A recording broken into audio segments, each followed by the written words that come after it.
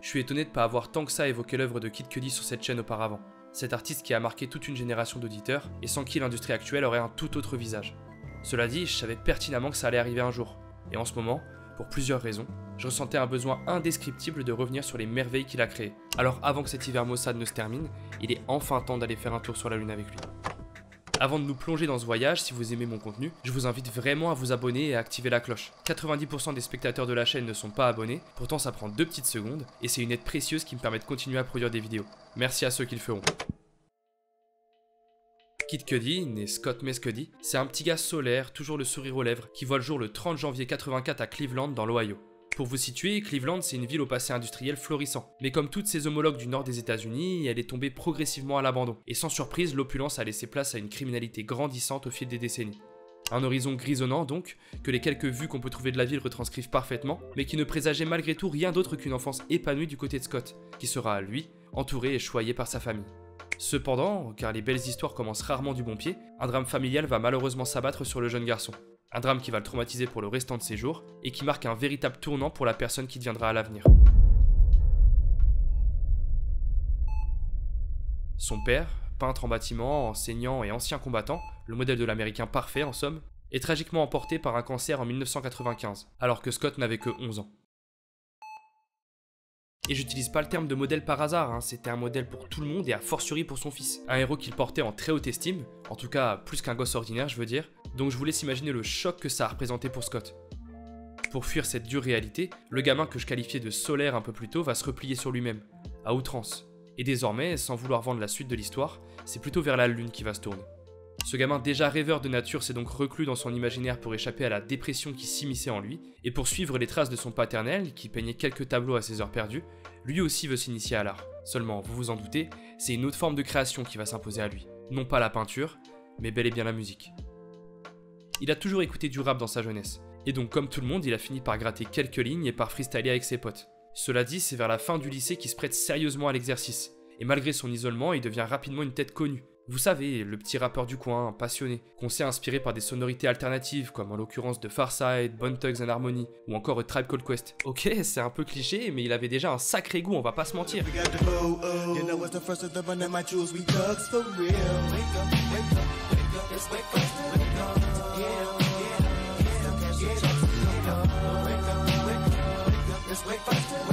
Seulement, Cleveland, c'est pas ce qu'on peut appeler une ville renommée pour sa scène hip-hop. C'est plutôt petit, reculé, et son oncle Khalil, qui croyait en lui, il va le pousser à découvrir de nouveaux horizons pour pouvoir faire carrière dans la musique. Scott décide alors de déménager chez son oncle à New York en 2004, à 20 ans à peine, avec seulement une démo en poche, mais la tête pleine de rêves. De toute façon, à l'époque, t'avais pas le choix. Si tu voulais te faire un nom, c'était New York. C'est également ce qu'avait fait Kanye à ses débuts, pour les mêmes raisons. Et si je le cite ici comme exemple, c'est pas pour rien, vous allez voir. Pour joindre les deux bouts à côté de sa jeune carrière, Scott a commencé à bosser chez Bape, et c'est là-bas qu'il va tomber sur son futur mentor, notre fameux Kanye West. Et c'est même pas la première fois qu'il le croise en plus, c'est ça le pire. Il l'avait déjà aperçu par hasard chez un disquaire d'un quartier hipster, comme quoi New York c'était pas une si mauvaise idée, et souhaitant évidemment saisir l'opportunité, il va demander à son manager Plainpat de lui faire écouter sa démo. Parce que Kanye, lui, pour le coup, il venait juste fait retirer l'antivol d'une veste qu'il venait d'acheter. Donc sur le moment, la carrière de Kid Cudi, il en avait rien à foutre. Visiblement, ça n'a pas atteint ses oreilles les mois qui suivent non plus. Donc Scott va attendre sagement son heure, continuer à créer dans son coin, et espérer qu'un jour, tous ses sacrifices paieront. Cela dit, après 3 années passées sur le canapé du salon, son oncle commençait à en avoir marre de voir Scott stagner dans la musique. Une situation tout aussi inconfortable pour son neveu, vous pouvez l'imaginer, et de dispute en dispute, plus amère que jamais, Scott va claquer la porte après avoir incendié son oncle. Une décision qu'il allait regretter pour le reste de sa vie, puisque Khalil va s'éteindre en 2006 avant même qu'il ne puisse trouver le temps de se réconcilier.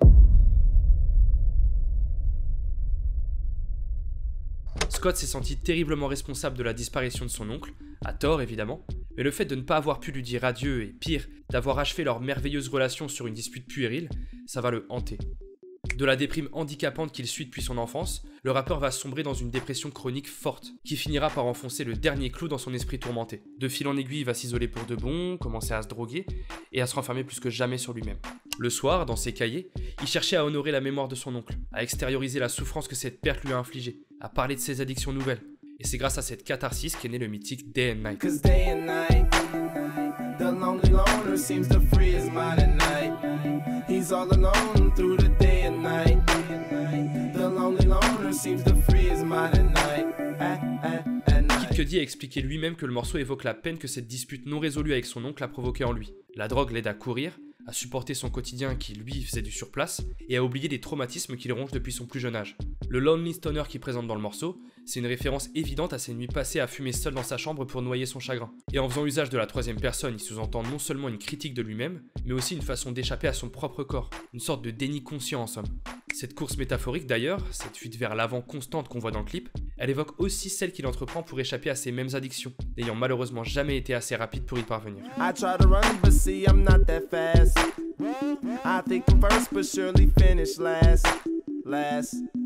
Et c'est peut-être un coup du destin, un dernier cadeau de son oncle ou tout simplement un déclic, mais ce tout premier single sorti de nulle part, c'est celui qui révélera Kid Cudi à la face du monde. C'est impossible que vous l'ayez jamais entendu. C'est un track aussi poignant que catchy qui a été remixé des dizaines de fois. Et le fait qu'il s'agisse de sonorités inédites pour l'époque, mais aussi de sujets intimes qu'aucun rappeur ne prenait le risque d'évoquer, ça a surtout fini par toucher la seule personne qui pouvait vraiment le comprendre.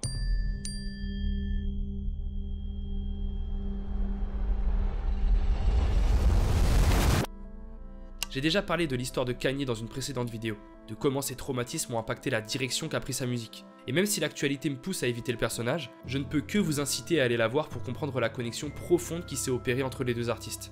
Immédiatement séduit par sa sensibilité exacerbée et sa fibre artistique novatrice, Kanye va sans attendre l'inviter à signer sur son label Good Music, avec un double objectif, instaurer une nouvelle couleur musicale dans l'industrie et l'épauler dans ses prochains projets. C'est ainsi qu'en juillet 2006, le petit rappeur de Cleveland dévoile sa première mixtape, A Kid Named Cudi, qui comprend notamment ses premiers titres cultes comme Down and Out, Is There Any Love ou encore le légendaire Man on the Moon.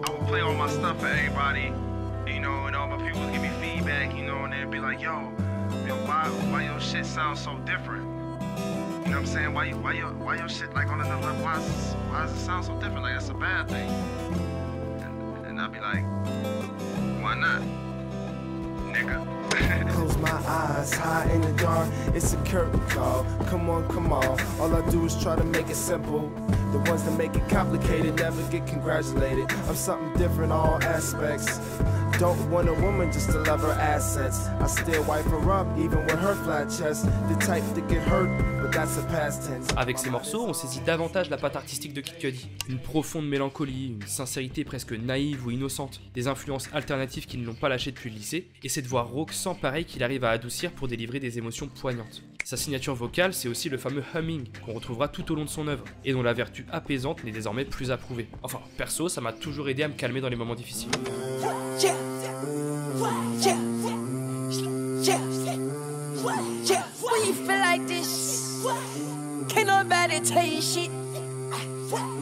Bref, un univers unique qui va le placer au premier plan sur l'album 808 and Heartbreak de son mentor Kanye West, un projet qui correspond parfaitement à cette vision lourde et pessimiste, et qui ne manquera pas de révolutionner l'industrie du hip-hop, comme prévu. Pour ce projet monumental, Kid Cudi s'est d'abord cantonné à l'écriture, puis il a eu le privilège d'apparaître en personne sur quelques morceaux, notamment sur Welcome to Heartbreak, apportant une deuxième fois la lumière des projecteurs sur la nouvelle recrue de Good Music. C'est vrai, c'est presque un album commun à ce compte-là. Et malgré le melon de Kanye, celui-ci dira à plusieurs reprises que Kid Cudi est l'artiste le plus influent de ces 2 dernières décennies. Mais ça, on va en reparler un peu plus tard.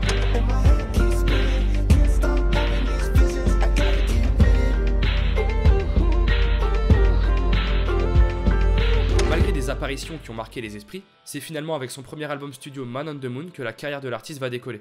En s'entourant de figures comme Ratatat, Kanye West évidemment, MGMT et quelques autres musiciens émérites, ce premier album est un classique instantané. Fort de sa formule gagnante, Cudi va en effet propulser son art au sommet des charts. Et avec ce disque qui poursuit sa vision excentrique de la musique, il devient l'un des premiers rappeurs, si ce n'est le premier, à dévoiler au grand jour ses failles émotionnelles les plus sombres. En ouvrant l'album sur une introduction douce qui finit sur un prêche plein d'espoir, Kid Cudi nous prépare à faire la rencontre de Scott sous son plus simple appareil, à suivre l'histoire d'un jeune homme triste mais qui a cru en ses rêves, et donc au périple d'un artiste parti de rien qui a fini par décrocher la lune. Tout en poésie.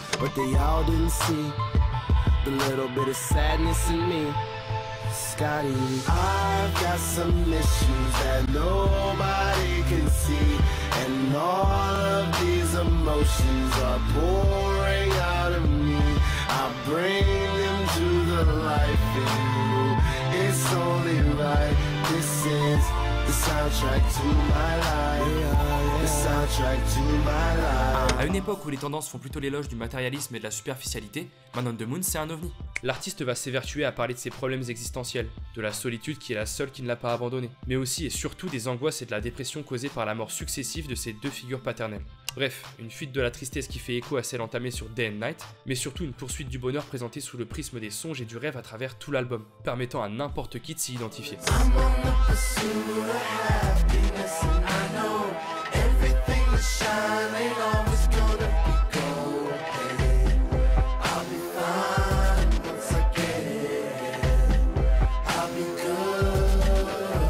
Résultat, c'est une génération entière de jeunes désabusés qui va se reconnaître dans ses lamentations. Moi le premier, et parmi eux une frange de rappeurs en devenir qui le prendront en exemple.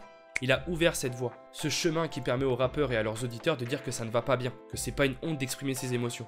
C'est ainsi que germera dans son sillage toute cette génération d'artistes ayant émergé à partir des années 2010, mais surtout d'autres MC devenus des légendes de la scène rap actuelle comme Drake, Kendrick Lamar, Chance the Rapper, Childish Gambino, Logic ou encore A$AP Rocky, qui ne manqueront pas de souligner à quel point la musique de Kid Cudi a marqué leur vie et leur œuvre. Je fais l'impasse sur des dizaines d'autres rappeurs, mais comment ne pas évoquer Travis Scott, qui est certainement le meilleur exemple de cette influence. Lors d'une interview où il l'encensait, il a même révélé qu'il avait imaginé son nom de scène comme une combinaison du prénom de son oncle préféré, Travis, et du prénom de sa plus grande inspiration musicale, Kid Cudi, Scott, le seul artiste qu'il avait été voir en concert étant enfant. Kid Cudi is like really like one of the main dudes I kind of like looked at and listened to all the time. He saved my life. He saved me from doing like random bad things to myself, kept me like focused. I felt like he always made the soundtrack to like my life. Et moi je trouve ça profondément touchant. Au-delà de son message universel, c'est les sonorités empruntées sur l'album qui surprennent aussi. En combinant le rock avec de la pop wavy et des teintes électroniques donnant au tout une texture psychédélique, Scott rappelle en toile de fond ses déboires persistants avec la drogue, juste au cas où les textes n'étaient pas assez explicites. Je vais pas trop m'étaler sur mon rapport avec cet album, puisque c'est assez personnel, mais c'est un projet qui m'a énormément aidé dans mon adolescence, et même aujourd'hui, en tant que jeune adulte, je peux pas m'empêcher d'y revenir en boucle. Attention, c'est pas uniquement les similitudes que je peux avoir avec Cudi qui me touchent, c'est aussi toute la poésie autour du rêve, du cauchemar, de cette imagerie de la nuit et surtout de cette lune qui l'obsède tant. L'homme sur la lune, c'est une métaphore de son isolement. Personne n'est dupe, mais c'est surtout un hommage à la seule chose qui pouvait le faire aller mieux, la lune. Et à titre personnel, quand je me retrouve seul à cogiter en pleine nuit, c'est exactement ce que je ressens. Et je suis persuadé qu'en l'observant un peu, on peut tous se retrouver dans cet astre sublime qui cache une face sombre, et des failles par centaines représentées par les cratères qui recouvrent sa surface. Every time the moon shines, I become alive.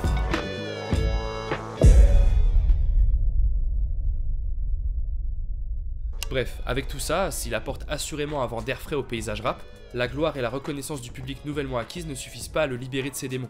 La célébrité tant attendue est évidemment à double tranchant, surtout quand on passe de parfait inconnu à superstar en l'espace d'un album, et il a beau aider les gens à se sentir mieux, de son côté, le moral est loin d'être au beau fixe. C'est même plutôt le contraire, puisque son deuxième album, Man on the Moon 2, The Legend of Mr. Rager, c'est un projet qui va prendre une tournure bien plus sombre et psychédélique que son prédécesseur. Et je vous assure, aussi fou que ça puisse paraître, le premier volet était très coloré par rapport à ce nouvel opus. Son double maléfique, qu'il va appeler Mr. Rager, c'est une ombre qui va prendre totalement le dessus sur lui. En effet, Scott va s'effondrer dans la drogue et autres substances psychotropes. La weed et l'alcool ne suffisaient plus, observer la lune non plus, et le pauvre n'a pas trouvé d'autre échappatoire pour se débarrasser de son spleen. Wanna know what this sound like when I'm not on drugs? Please, please don't play this song. Trying to get my mind right. Scott, qu'on sait maintenant très réservé, racontait en interview qu'il s'est essayé aux drogues dures pour pallier au mauvais côté de la célébrité. D'abord pour affronter les concerts, puis les interviews, et finalement rattrapé par sa dépression, pour affronter chaque jour qui se présentait à lui. Il admettra plus tard qu'il a côtoyé la mort à plusieurs reprises, passant à 2 doigts de l'overdose, et évidemment, cette consommation excessive et un tel niveau d'addiction ne sont pas sans conséquences. Sa santé mentale déjà catastrophique va se dégrader à vue d'œil. Durant cette période, Scott lutte donc littéralement pour sa survie. Et malheureusement pour lui, la naissance de sa fille ne suffira pas à lui faire sortir la tête de l'eau. Une fois encore, c'est la musique qui va l'aider à canaliser ses dérapages et à extérioriser chacune de ses émotions négatives. Gotta get it through my big head. I was so close to being dead. Yeah, life, live it with nobody's upticks, man. I'm just walking without being led. Vous avez donc le contexte de ce nouvel album et le pourquoi du comment il est aussi sombre et dérangeant. Malgré quelques morceaux marquants, j'ai beaucoup moins connecté avec celui-ci. J'ai beau adorer Kid Cudi, j'avais du mal à passer outre le pessimisme qui renvoyait tout logiquement dans ce deuxième opus. A défaut du premier Man on the Moon, j'ai presque aucun sentiment positif qui ressort de l'écoute. Juste de la peine et un ressassement de trucs pas cool. Je sais que prendre la place d'un artiste dans son récit, c'est toujours pas une bonne façon d'interpréter une œuvre, mais quand j'écoutais Cudi, je venais chercher un phare dans les ténèbres, pas de quoi me morfondre davantage. D'autre part, je suis obligé d'avouer que c'est une façon pour lui de se libérer, de lâcher prise autrement qu'en se droguant. Et l'ensemble est explicite pas pour choquer, mais bien pour montrer qu'il laisse voguer ses émotions sans se préoccuper de ce que les gens vont en penser. Mais outre le message, le son aussi est déprimant.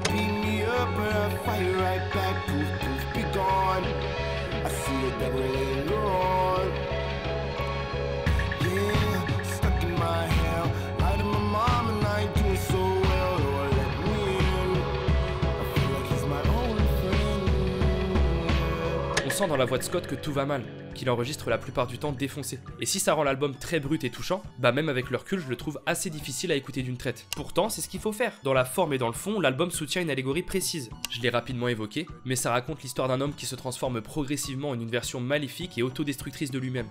Mr. Rager. Au fil des morceaux, c'est non seulement une métaphore de la chute de Scott dans toutes sortes d'addictions, mais aussi une façon de se voir comme son propre antagoniste, le seul ennemi qui lui barre la route vers le bonheur.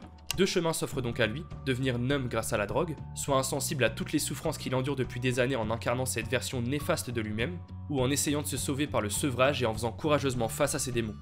Je vous laisse écouter l'album et assister à ce combat interne, mais sachez que si la première partie de l'album baigne encore un peu dans la lumière, c'est seulement pour mieux mettre en valeur les abysses qui noient la seconde partie. Le morceau Mr. Rager agit en tant que climax ultime de cette spirale tourmentée, avant que Cudi n'effectue l'une des plus belles introspections qui m'ait été donnée de voir dans l'acte final du projet.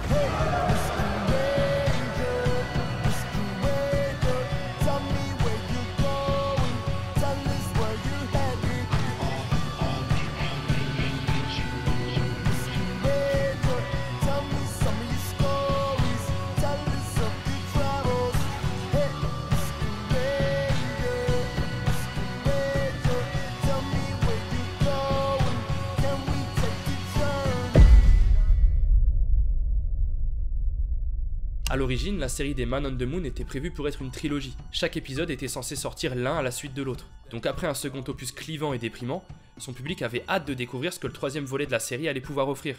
Une guérison miraculeuse, un autre album déprimant ? Qui sait ?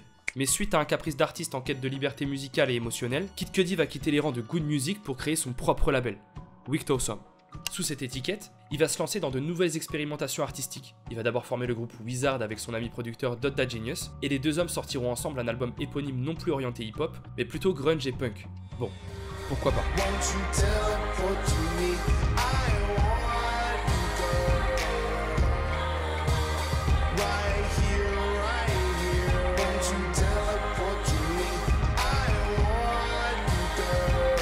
Davantage inspiré par des groupes comme Electric Light Orchestra ou Pink Floyd, ce projet sorti en 2012 va radicalement s'éloigner de l'ADN hip-hop de Kid Cudi, et vous vous doutez bien qu'il aura du mal à convaincre les fans de la première heure. Pour autant, l'album s'est tout de même classé à la 3ème place du Billboard 200, recevra un certain succès critique, et ouvrira les portes de son œuvre à un plus large éventail d'auditeurs. Quel que soit le genre, le mec ne rate jamais visiblement. Le groupe a même réalisé une cover du morceau Where Did You Sleep Last Night de Nirvana. Et très franchement, c'est pas un hasard. La comparaison entre Scott Mescudi et Kurt Cobain est plutôt évidente.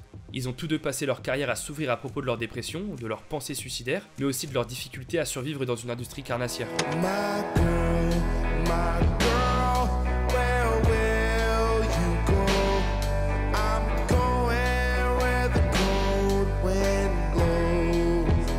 Après avoir entamé une cure de désintoxication longue et compliquée, la musique de Cudi va commencer à en pâtir. L'absence de drogue et ultimement le retour à ce combat interne perpétuel en sont peut-être la raison, mais dans une volonté de laisser libre cours à ses élans artistiques, il va enchaîner avec Indie Cud, un album cette fois-ci très hip-hop qu'il va lui-même considérer comme sa version de The Chronic 2001 de Dr. Dre. Sur ce disque, on retrouve quelques titres majeurs du répertoire de l'artiste, à l'instar de Just What I Am, King Wizard ou encore Immortal. C'est selon moi un projet majeur de sa discographie, puisqu'il va laisser sa place à d'autres voix de sa génération afin de se focaliser uniquement sur son travail de production. On peut citer des collaborateurs comme Kendrick Lamar et A$AP Rocky, qu'on retrouve sans trop de surprise ici, mais aussi des figures comme RZA, Father John Misty ou encore I.E.M.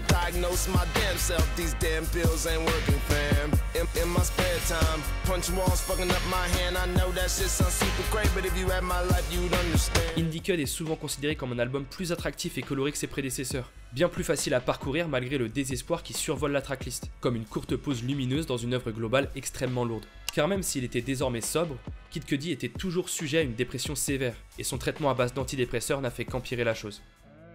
Après avoir renoué à demi-mot avec la lune grâce à l'EP Satellite Flight, Kid Cudi persistera malgré tout dans son virage punk rock avec l'album suivant sorti fin 2015, Speeding Bullet to Heaven.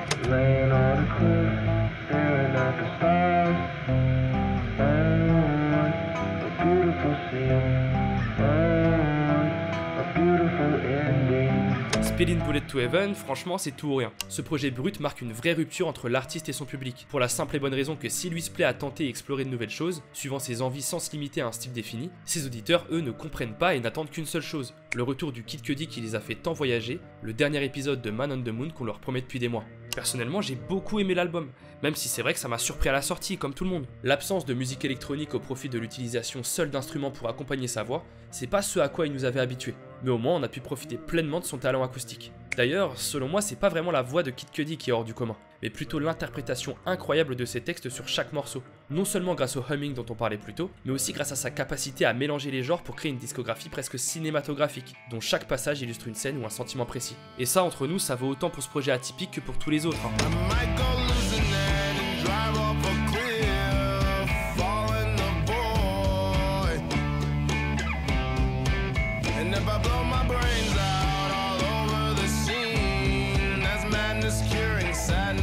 Bref, toujours est-il que ça n'a pas plu, même avec le recul les gens ont tendance à renier cet album, et celui qui a suivi, Passion, Pain and Demon Slaying, qui baigne toujours dans cette vibe indie rock, il a logiquement subi le même sort. L'artiste s'est offert une dernière valse avec ses démons sur un opus aux allures d'exorcisme personnel, tentant désespérément de remonter la pente pour essayer d'entrevoir la lumière, sans succès. Et là, c'en fut trop pour l'artiste. Face à l'incompréhension du public cumulée au fardeau de sa dépression et de ses addictions, il va sombrer plus que jamais.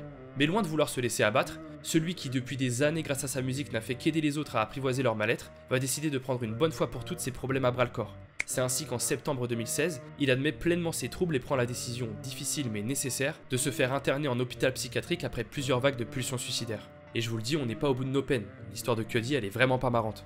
Il écrit donc une lettre à ses fans, très touchante, et je m'en souviens encore très bien puisque c'est à cette époque que je me suis le plus intéressé à Kid Cudi, que je me suis mis à comprendre la souffrance de Scott. Et ça m'a marqué.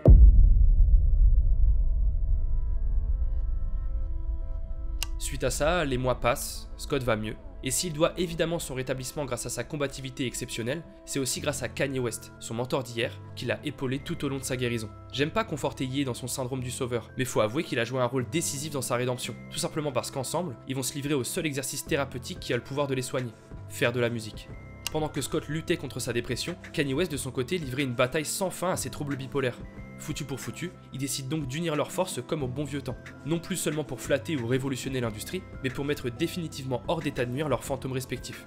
C'est dans cette logique qu'ils forment le duo Kid See Ghost, duquel naîtra un merveilleux projet éponyme. Kids see ghosts sometimes, kids see ghosts sometimes, kids see ghosts sometimes. Spirit moving around, just moving around. Si Kid See Ghost a été vivement acclamé par la critique et le public, c'est pas seulement pour sa justesse et ses qualités artistiques évidentes, c'est surtout parce qu'à lui seul, il témoigne une bonne fois pour toutes que la musique peut bel et bien sauver des vies. Bon d'accord, c'est aussi grâce à une énième cure de désintoxication et à son internement, mais l'histoire de la réalisation de Kid See Ghost je la trouve beaucoup plus poétique. Au-delà de cristalliser l'une des plus belles amitiés artistiques de l'histoire du hip-hop, cet opus donne surtout une formidable leçon à ceux qui se heurtent quotidiennement à leurs problèmes de santé mentale. Pour guérir et retrouver la sérénité, les deux génies vous invitent une ultime fois à ne plus avoir peur de laisser vos émotions s'exprimer, et surtout à vous entourer de personnes qui vous comprennent et qui vous aiment. Voilà l'enseignement que nous transmet Kid See Ghost. En tout cas, c'est le seul mantra qui m'est venu en tête pour vous le résumer simplement. Pour rejoindre cette idée, Kid Cudi a même expliqué que sa mission première dans l'art était d'offrir une porte de sortie à tous ceux qui pouvaient se sentir démunis. Son œuvre est progressivement devenue une bouteille à la mer pour tous ceux qui cherchent à trouver la paix, ce qui fait d'ailleurs écho à une phrase mythique de sa mère qui définit parfaitement le parcours et la vocation de l'artiste.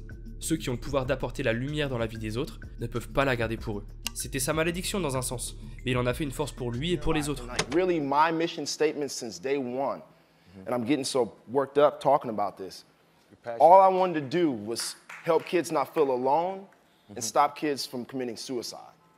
Because... Bon, tout ça c'est très joli, mais objectivement parlant, l'album est certainement l'une des plus belles collaborations qui m'a été donnée d'écouter dans ma vie d'auditeur. C'est pas étonnant au vu de leurs initiateurs, mais c'est blindé de prise de risque, autant dans les sonorités que dans le choix et l'interprétation de tous les artistes présents sur la tracklist. Grâce à Kid See Ghost, le Kid Cudi génial qu'on a toujours connu est de retour, et Scott Mescudi, lui, il renaît. Pour de vrai. I'm so reborn. I'm moving forward. Keep moving forward. Keep moving forward. Ain't no stress on me, Lord. I'm moving forward. Keep moving forward. Keep moving forward. I'm so Au vu du succès récolté, Cudi et Ye auraient pu continuer à faire de belles choses ensemble. Les multiples dérapages et autres propos controversés tenus par son mentor ont finalement eu raison de leur relation. Et franchement, encore plus quand on voit ce qui se passe aujourd'hui, ça étonne plus personne. Il a perdu un être cher, mais de ce côté-là, Scott en a vu d'autres. Et aussi douloureuse fut cette rupture, c'est pas ça qui l'a empêché d'avancer. En trouvant enfin la lumière, ce nouveau Kid Cudi semblait avoir atteint la forme finale de son art. Pour autant, c'est aussi grâce à ce renouveau qu'il va décider de continuer à avancer de son côté, seul, loin de l'industrie.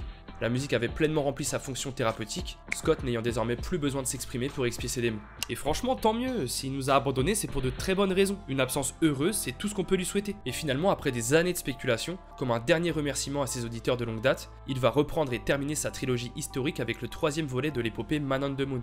Cette fois, plus question de se laisser submerger par son double maléfique. En homme changé, Kid Cudi va terrasser Mr. Rager une bonne fois pour toutes. Back on my mind, necessary remedy. Something about the night that keep me safe and warm. Just me, the universe, and everything I think. How the is weighing on me, it's a storm. Never thought I would be back here bleeding. I'm not just some sad dude. You can see my life, how I grew. I want serenity. Si vous avez à peu près mon âge, le premier épisode de Man on the Moon vous a forcément marqué. Peut-être que vous avez fumé votre premier joint sur les paroles de Soundtrack to My Life, envoyé fièrement un des sons de l'album à votre crush du collège, ou peut-être que Day and Night a accompagné vos nuits de solitude. Bref, on l'a déjà expliqué en long et en large, la musique de Kid Cudi était la toile de fond de beaucoup d'évolutions personnelles. Pourtant, après ce premier opus, la décennie qui a suivi était plus ou moins en dents de scie pour l'artiste, et son public n'espérait plus qu'une seule chose, goûter à nouveau ce parfum de nostalgie qui pourrait continuer à changer leur vie. À la décharge de l'artiste, Man on the Moon 3 n'est pas un coup marketing ou un dernier coup de poker pour être considéré dans une industrie qui a tendance à l'oublier. Il a prouvé plusieurs fois que c'était pas sa préoccupation, et avec tous ses projets extérieurs à la musique, il a vraiment de quoi s'en passer. Rien qu'en 2020, année de sortie de l'album, il a joué quelques rôles au cinéma et s'est même offert un single numéro 1 avec Travis Scott. Rien que ça. Mais même si Kid Cudi est plein de bonnes intentions, Man on the Moon 3 c'est un peu comme quand un vieux groupe de rock se reforme, et que la foule impatiente s'aperçoit que leurs costumes ne leur vont plus. En effet, sur l'album, on assiste au retour de son équipe de cœur, Dodda Genius, Mike Dean, Plain Pat, même Evan Mas de Ratatat, responsable de ses premiers hits. Et en termes de retour aux sources, pour le coup, on peut pas faire mieux.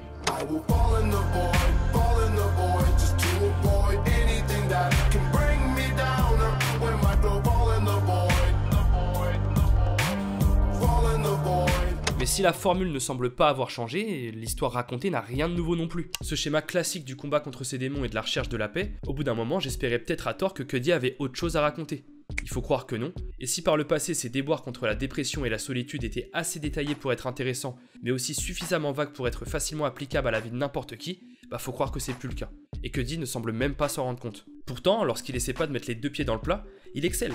Je peux citer des morceaux comme Tequila Shots ou The Void, évoquant des bribes de vie crues et honnêtes au lieu d'essayer de capter une époque à laquelle il appartient plus. Un reflet de l'artiste qui nous a vus et fait grandir donc, au ton parfaitement équilibré, ni trop banal ni trop forcé, mais un équilibre qui tourne vite à l'inconsistance quand on s'aperçoit qu'il brille uniquement sur quelques morceaux au fil de la tracklist. Et en quelque sorte, c'est encore plus frustrant. Pour ce qui est du reste du discours, même si c'est admirable de voir Scott continuer à s'ouvrir à propos de son combat mental et de ses addictions, ça ne fait plus de lui automatiquement un artiste aussi pertinent qu'en 2009, puisque tout le monde en est à peu près capable désormais. Et faut dire les choses, il a vieilli en vrai. Son public aussi, et les problématiques présentées par l'artiste, elles sont censées évoluer avec lui. Mais non, il continue à chantonner à propos des envies suicidaires qu'il avait battues, à se balader sur des productions aériennes et nocturnes qui ont, elles, pour le coup, pris de l'âge, et des morceaux comme Mr. Solodolo 3, véritable marqueur de la trilogie, ne sont mémorables qu'à cause de leur titre, s'appuyant sur un héritage construit il y a une éternité.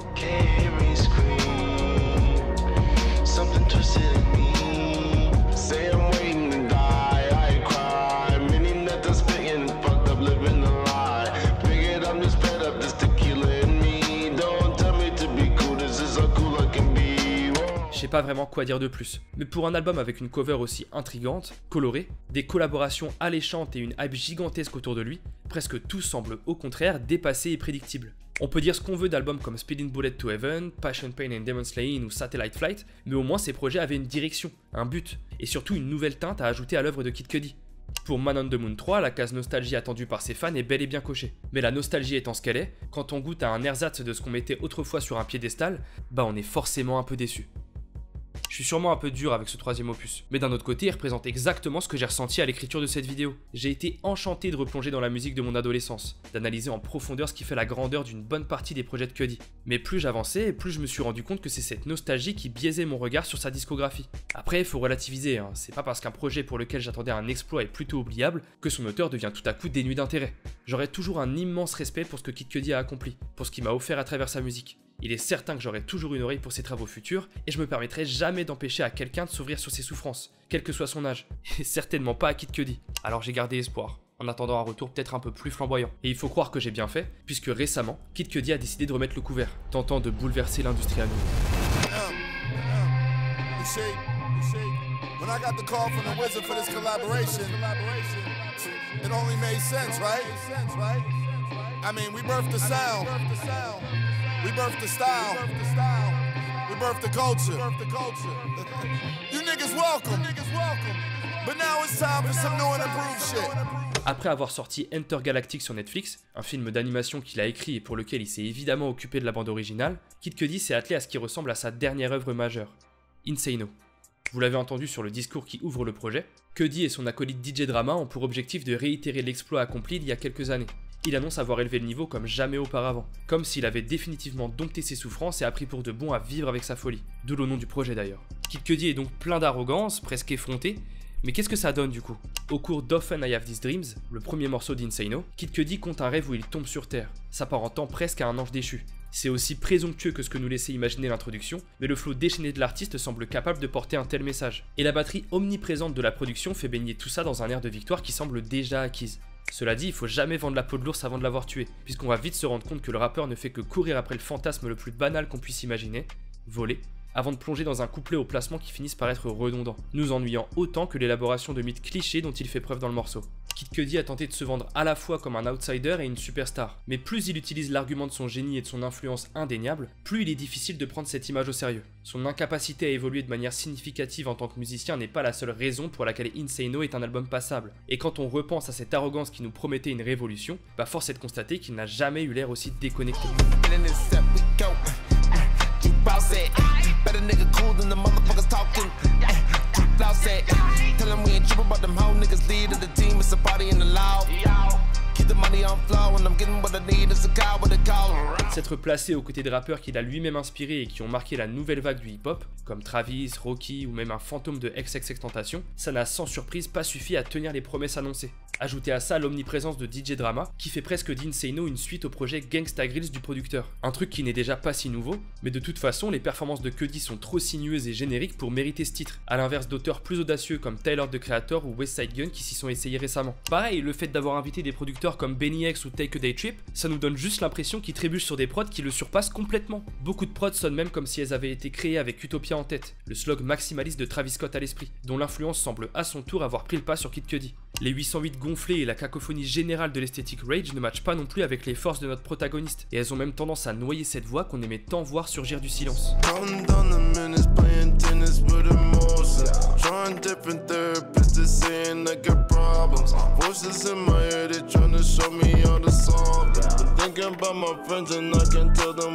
Il y a évidemment quelques morceaux que je trouve bons, mais si les prods le dépassaient déjà, que dire des featuring? Je vais pas m'étaler et enfoncer le clou davantage, mais chaque collaboration est un chaos en faveur de l'invité. On se demande même parfois si Cudi est sur le morceau. Et mine de rien, heureusement que certains couplets externes sont là pour relever le niveau global du projet. Après, je veux pas cracher bêtement sur Insano et jeter tout l'album à la poubelle. Ce serait être de mauvaise foi de dire que j'ai pas apprécié quelques-uns des couplets de l'auteur, qui lui ressemblent vraiment. Mais même ces quelques morceaux qui résonnent avec ce qui a fait la légende de Kid Cudi, comme Electro Wave Baby ou Blue Sky, ils semblent perdus au milieu de cette trappe lourde qui parasite le projet. C'est admirable de voir Cudi s'essayer à quelque chose de nouveau. Je l'ai toujours dit, j'encouragerai en permanence les artistes à évoluer et à sortir de leur zone de confort. Mais là, désolé, je le dis justement parce que j'adore l'artiste, ça en devient presque parodique. Un Kid Cudi qui flex, trop, c'est presque comme entendre Lil Pump faire de l'emo rap. Ça existe pas. Être immature pour être immature, surtout à son âge, c'est pas être à la mode. En l'absence de fil rouge ou de DA précise, c'est tout simplement aussi chaotique que ce que le titre de l'album laissait entendre. Et en vrai, déjà ça aurait dû nous mettre la puce à l'oreille. Le rappeur n'a pas apprivoisé sa folie. Il a juste laissé éclater tous les clichés qu'il avait de cette nouvelle génération du rap, comme un tonton qui n'est plus dans le coup. One day boy got a crew in the live, now I fly right by, get best in the fly. And this is the thing they say, so priceless, Jewish still on, stay chill through the ride. Oh man, no stressing me, Lord, keep it all together, so focus on my plight. Can I stop a step, I got the money, I'm receiving, no you fuckers can believe that a nigga so nice. Mais pour être honnête, quand on entend ce genre de morceau, isolé parmi tout le reste, je peux pas m'empêcher de bouger machinalement la tête et d'esquisser un vrai sourire. Je sais pas si c'est encore un pur effet de nostalgie, mais ça sonne vrai, mélodieux, inspiré. Le humming est parfaitement dosé et permet d'accompagner un sample angélique sorti nulle part, et je me rappelle en l'espace de 3 minutes de tout ce qu'a apporté l'artiste à la musique que j'aime tant. C'est pas une façon de le pardonner, et de toute façon il a pas à s'excuser d'essayer, mais ça permet à toute sa fanbase de voir que le Scott Mescudi qu'on a adulé est toujours là, quelque part, et que son œuvre aussi sera toujours là pour nous quand on en aura réellement besoin. Pressure on me, walking ain't no stressing, you see. They're saying what they're saying, I'm just saying, get no plus what you think. Here's so much of people talking. On my way, this blunt won't smoke itself. Listen close, I hear myself, the intuition, that's what I got. J'ai du mal à trouver un autre artiste pour qui la critique et la réception du public a autant fait du yo-yo pour Kid Cudi. Mais les analyses cinglantes d'albums sont une chose bien différente de l'héritage éternel qu'un véritable génie peut laisser. Et l'empreinte que cet artiste a laissée sur la musique, elle est impérissable. Grâce à lui, les rappeurs ne ressentent plus le besoin de représenter une masculinité outrancière, dénuée de toute émotion. Tu peux te permettre de chanter et même de chialer sur un son sans en avoir rien à foutre des répercussions. Qui va te juger au final? Et au vu de l'évolution du rap ces dernières années, on voit bien que ça a même eu l'effet inverse. On l'a dit 20 fois déjà, on compte plus le nombre de classiques d'artistes pour qui Cudi a ouvert la voie, sans compter les expérimentations qu'il a permises dans tous les sens du terme, que ce soit musicalement ou dans l'imagerie. Travis Scott a un jour dit que Kid Cudi était le realest rapper alive. Ça n'engage que lui, mais je le rejoins sans aucun problème sur ce point. Il a toujours été ouvert et lui-même dans chacun de ses morceaux, parlant sans honte de la noirceur de son âme et des recoins les plus sombres de son esprit torturé.